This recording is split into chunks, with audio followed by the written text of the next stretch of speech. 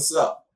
I'm Jammer One, also known as 22 Letters, also known as Big Daddy Jam.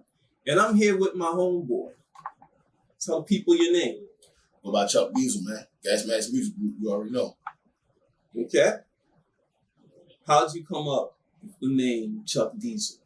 It was actually given to me. Given to you. Yeah. Like my pre-teens, early teens, some homeboys just gave me a name. I just ran with it. Your homeboys give you the name. So, under what circumstance did your homeboys feel the need to give you the name Chuk Diesel? Well, it come from rapping, bro, because I always had a deep voice and my homeboys. Okay. So it really right around that. So, the Diesel part. So your real name is Chuk. Yeah. Okay. What's your last name? Joyce, J.O.S. Chuk Joyce. All right. So they call you Diesel because you have this husky sounding voice. Yeah.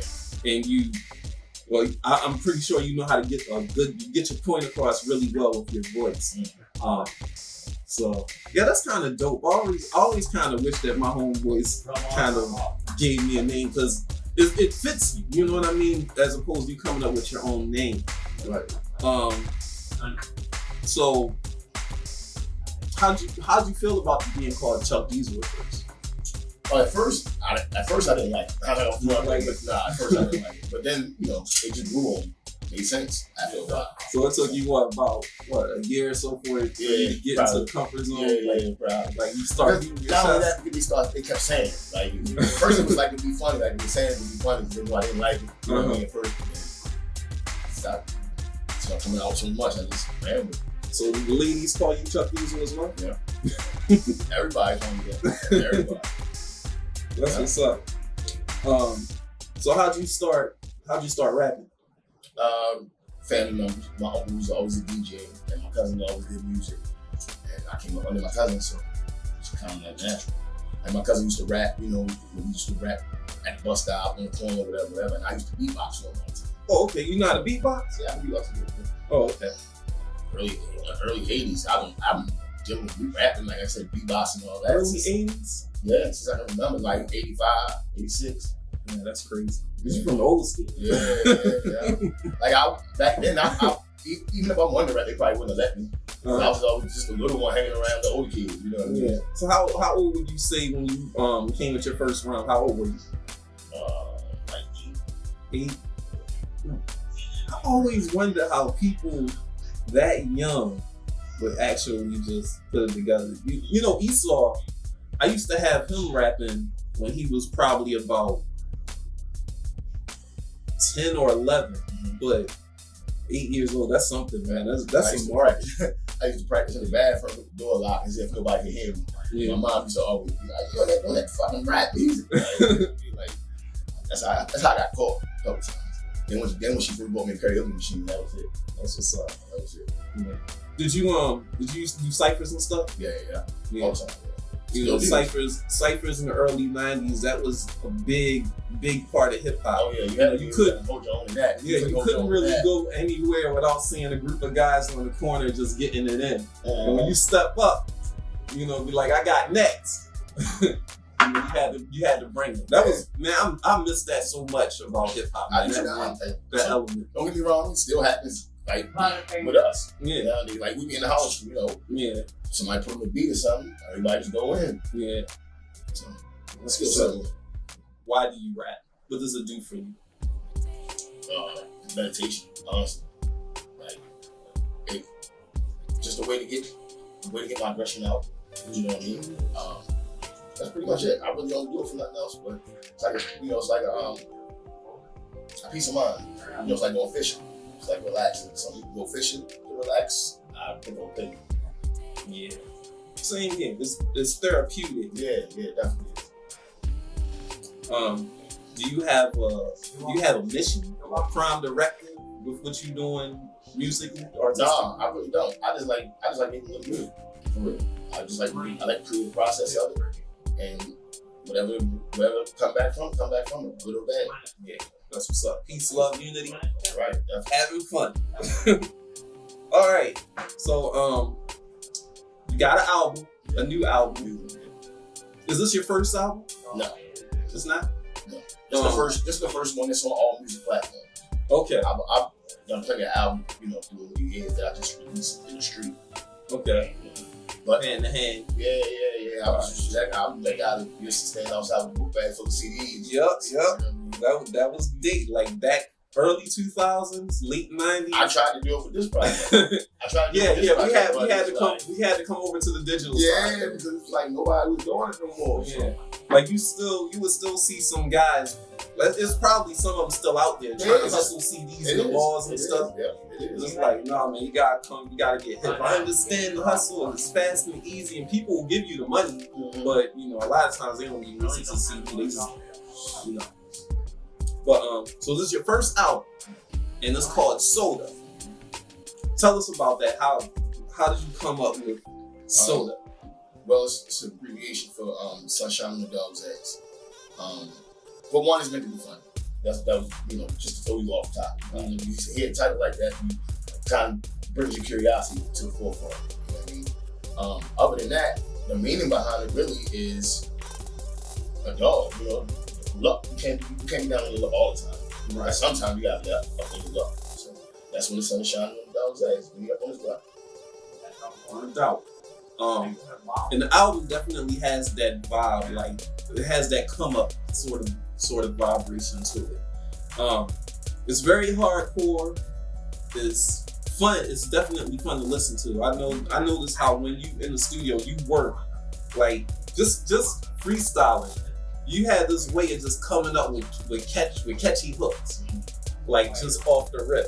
And I seen you freestyle with S.O.D.A, and I'm like, how's he coming up with all of this stuff? It's like nothing. It just flows through you like water. I've been doing, like I said, we've been doing it for so long. It just happens, I hear an influence. I hear a Southern influence in it, mainly a 3 6 Mafia influence. Is that one of your influences? Yeah. No, not really. I don't know. If you've been rocking with me for a long time, you'll see the evolution, you know what I mean, a little bit. I kind of adapt to my surroundings. Adapt to the song. Okay. So, like, that 808 bounce is pop right now. So, I'm going to come with that, you know what I mean? If it was 97, Bob Deep was popping, I'm coming with that. So, you know what I'm saying? It don't matter to me. I just go along with the sound for it. Okay. That's what's up. I have an excerpt here from what I got from the album. To the listener, Chuck Diesel doesn't sound like the kind of guy that you want to cross. He's on the block, his guns are bigger, he's putting haters in ditches, he's selling more drugs, and you don't want to leave your baby mama around him. Like, that's what I got from listening to S.O.D.A. Like, you just come with that. You come with that heat. Do you have a favorite track? Like a track that you would recommend your listeners? I don't think I have a favorite. You don't have a favorite? No, I rarely ever have a favorite. You got a top 3? I got a top 3 probably. Okay. Probably be let's see. If I had to shoot them right out, it'd probably be Bag Maniac, Unlikely, and Act Stupid. Act Stupid. I would say I have a list. I have a list here of my favorite songs. One of them is Lurkin'. One of them is Landlord. I love the intro. I like Best Friend. Very creative. Stand Still and the Whole Gang. That's my top. What is that? 1, 2, 3, 4, 5, 6. That's 7. Right. Those are the joints that really like reached out and grabbed me. Landlord. Hold on. Okay, what's the line? The line is, F your couch, nigga. Watch your mouth, nigga. You're a mouse, nigga. House, nigga. Rent always late. But got a vouch, nigga. Like that song is just hard. That song is hard because it just really sounds like you just coming down. You just coming down on somebody. Like, give me my money. The intro, very creative. You got a holy man.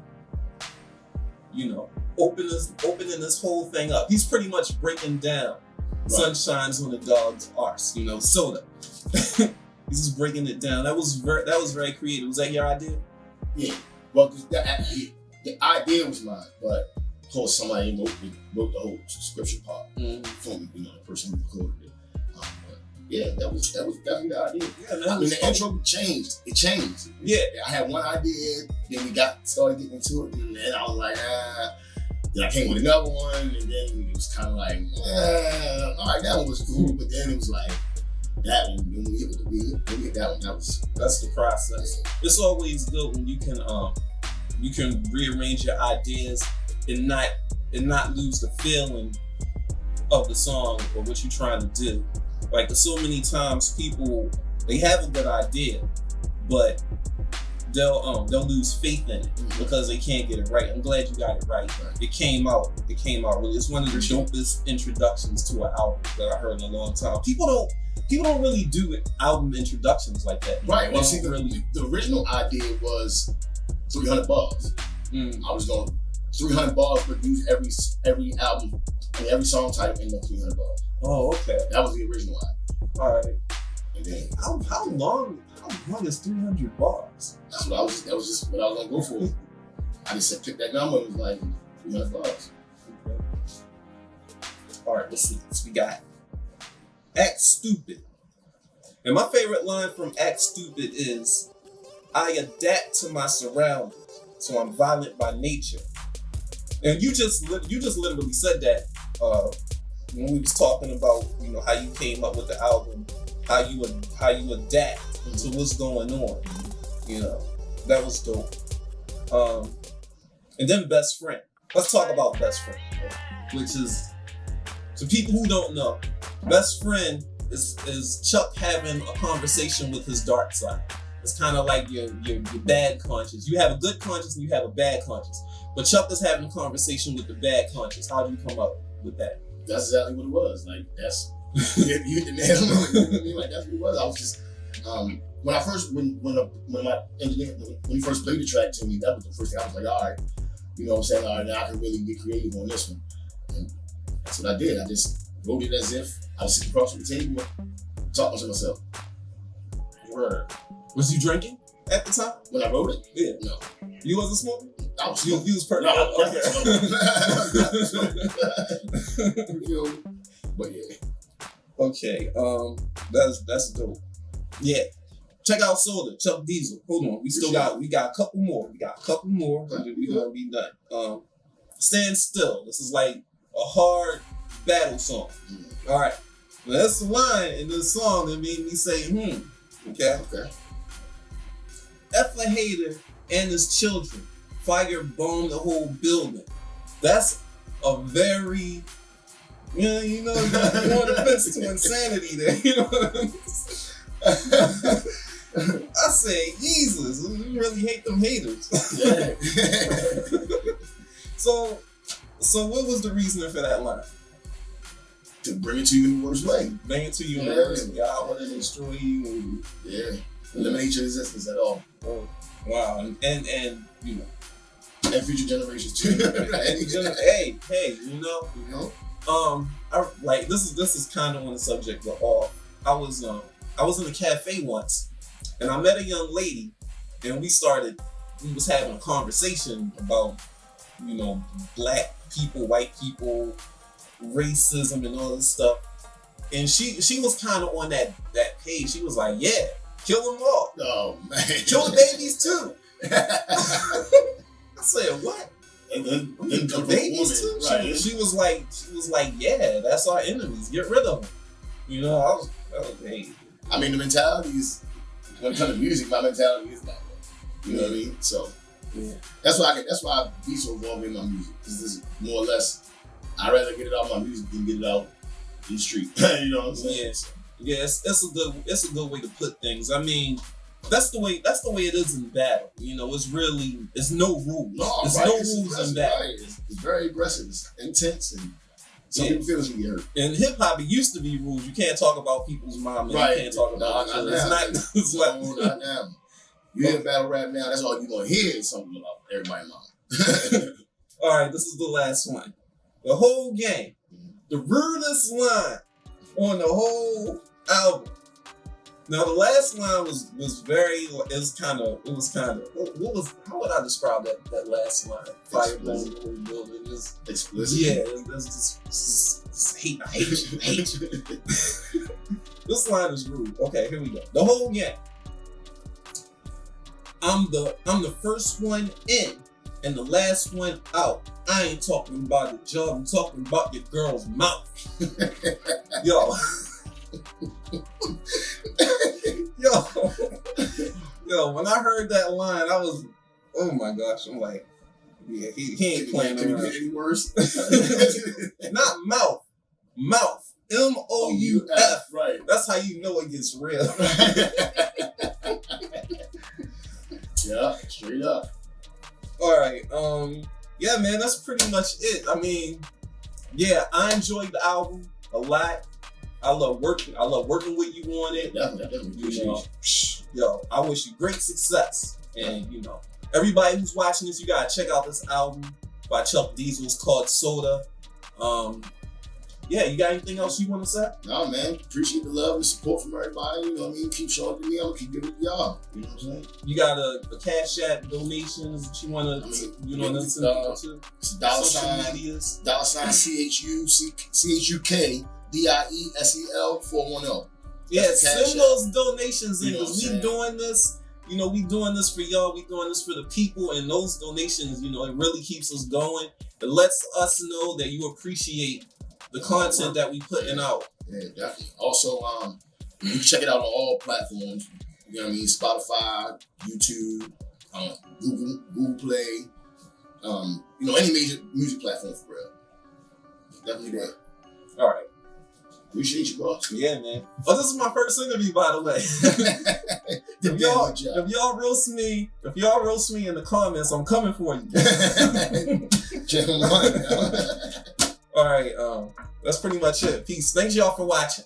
Appreciate you. It's the gas mask gang. And we coming off the shoulder with the strap, we let it bang. Whole gang in this thing. It's the gas mask gang. And we coming off the shoulder with the strap, we let it bang. What you thought it was gonna be? I'm a one-man gang. I don't need nobody when I'm doing my thing. I don't need nobody when I'm letting it bang. And I don't need nobody when collecting my change. I'd rather die for my team. Extensions in red.